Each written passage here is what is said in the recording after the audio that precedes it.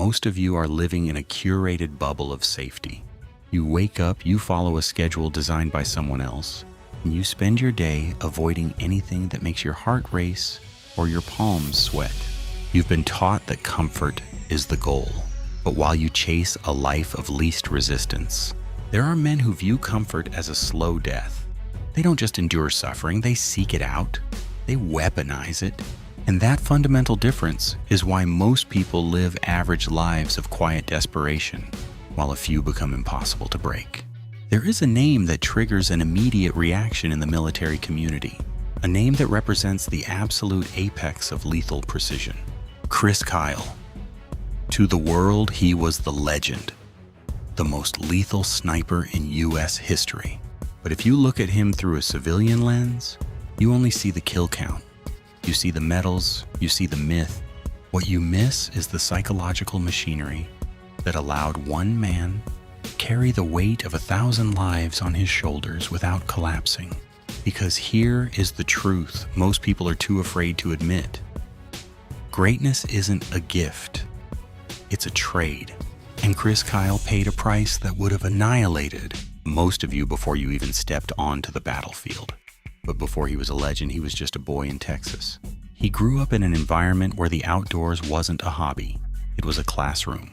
While other kids were playing games, Kyle was learning the art of the hunt. He wasn't just learning how to shoot, he was learning how to disappear. He was mastering situational awareness before he even knew the term. This is where the seed was planted. The ability to remain still while the world is in chaos. The ability to breathe through the tension. Most people panic when the pressure rises. They lose their vision, their breathing becomes shallow, and their decision-making collapses. Kyle spent his childhood training his nervous system to do the exact opposite. He learned that the moment of highest tension is the only moment where the truth is revealed, but talent is a lie. Talent is what people call it when they don't want to acknowledge the hours of invisible work. Kyle didn't just have a gift for shooting, he had an obsession with precision. He understood a fundamental tactical principle that most of you ignore in your own lives. The obsession with the marginal gain. In sniping, a fraction of a degree of windage is the difference between a mission success and a catastrophic failure. In your life, that fraction of a degree is the discipline you ignore, the workout you skipped, the book you didn't read, the hard conversation you avoided. You think those small lapses don't matter. But in the world of the elite, the small lapses are where you die. If you're starting to realize that your current version of comfort is actually a cage, then you're finally paying attention. Stick with me, because we're about to dive into the psychological furnace that turns a talented man into a weapon. The real transformation didn't happen in the woods of Texas, it happened at BUD/S. For those who don't know, BUD/S is not a training program. It is a systematic attempt to break the human spirit. It is designed to find the exact point where your ego snaps and your will gives out. This is where the concept of embrace the suck moves from a slogan to a survival mechanism. Most candidates fail not because they aren't strong enough, but because they are fighting the reality of their situation. They spend their mental energy complaining about the cold, the sand, and the exhaustion. Chris Kyle didn't fight the suck. He absorbed it. He applied a psychological frame called extreme ownership. He stopped asking, why is this happening to me? And started asking, how do I dominate this environment? This is the OODA loop in its rawest form. Observe, orient, decide, act. While others were stuck in the observe phase, paralyzed by the misery, Kyle was already in the act phase. He understood that the only way out of the pain was straight through the center of it. He stopped viewing the instructors as enemies and started viewing them as the whetstone used to sharpen his blade. But here's the part no one talks about. The transition from training to the battlefield isn't a leap, it's a descent. When Kyle deployed to Iraq, he wasn't just a soldier, he became a guardian. This is the psychological shift from surviving to protecting.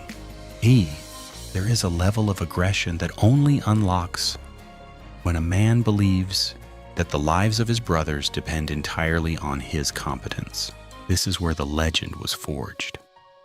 Imagine lying in the dirt for hours, your heart beating against the earth, watching a city breathe through a scope.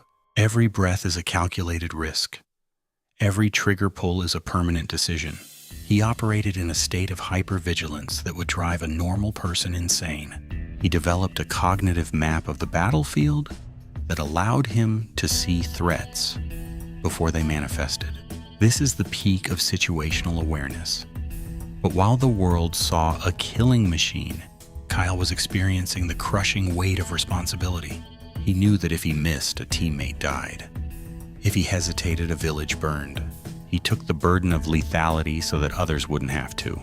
Most of you avoid responsibility because you're afraid of failure.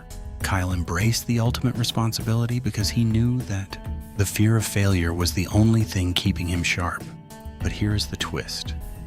The victory on the battlefield creates a paradox in the mind. The more successful Kyle became as a warrior, the further he drifted from the world he was protecting. He had mastered the art of war, but he had no blueprint for peace. This is the hidden cost of being unbreakable. When you train your mind to shut off empathy to survive a firefight, you can't just flip a switch and turn it back on the moment you land at the airport. He returned to a world of strip malls and white picket fences, but his brain was still tuned to the frequency of a combat zone. He was scanning the rooftops of grocery stores. He was calculating exit routes in living rooms. He was suffering from the warrior's burden. The very traits that made him a god on the battlefield, the aggression, the hypervigilance, the emotional detachment, made him a stranger in his own home. He found himself in a war with his own shadow. He fought depression, anxiety, and the haunting silence of the men who didn't come home. This is the emotional collapse that follows legendary achievement. We celebrate the trophy, but we ignore the scar tissue. We want the strength of the warrior, but we don't want the trauma that comes with the armor. But look closer. Even in his struggle, Kyle applied the same tactical doctrine to his healing as he did to his sniping. He didn't hide from his pain. He didn't medicate it away into oblivion. He sought out other broken warriors. He realized that the only cure for the isolation of the elite is a tribe of equals. He turned his pain into a bridge for others. He understood that the final stage of the warrior's journey isn't the kill. It's the restoration. He spent his final years trying to teach other veterans how to transition, how to find a mission in a world that no longer needed them to pull a trigger. This is the universal lesson. This is why we are talking about Chris Kyle. This isn't about snipers or wars. This is about the architecture of the human soul. Most of you are terrified of your own pain. You spend your entire existence building walls to keep the discomfort out. But the story of Chris Kyle proves that the wall is a lie. The only way to become truly unbreakable is to be broken first, and then consciously choose how to put yourself back together. The legend wasn't the man who never felt fear or grief. It was the man who looked at the abyss, accepted the cost, and decided to stand in the gap anyway. You don't need a rifle to be a warrior. You don't need a war zone to find your purpose. Your war zone is the mirror. Your enemy is the version of you that wants to stay in bed. Your enemy is the voice that tells you good enough is sufficient. Your enemy is the comfort that is slowly erasing your identity. If you want the life of the top 1%, you have to stop accepting the standards of the 99%. You have to stop asking for permission to be great. You have to embrace the suck of your own growth. Whether it's your business, your fitness, or your mind, you must apply the sniper's creed. Total precision, absolute ownership, and a refusal to quit until the objective is secured. The question is no longer, can you do it? The question is, are you willing to pay the price? Because greatness is not free. It will cost you your comfort. It will cost you your old friends. It will cost you the version of yourself that you are currently clinging to. But that is a price worth paying to finally discover who you actually are when the safety is off. As you leave this video, I want you to reflect on one thing. Think about the one area of your life where you have been playing it safe. Think about the one challenge you've been avoiding because you're afraid of the pain. Now realize that the pain is not the obstacle. The pain is the path. The discomfort you feel is the sound of your old self dying to make room for the warrior. Thank you for staying until the end. If this shifted something inside you, if it woke you up from the slumber of the average, then carry that tension with you. Don't let it fade. Use it. But even if you master your discipline, even if you conquer your fear, there is still one blind spot that most people never fix.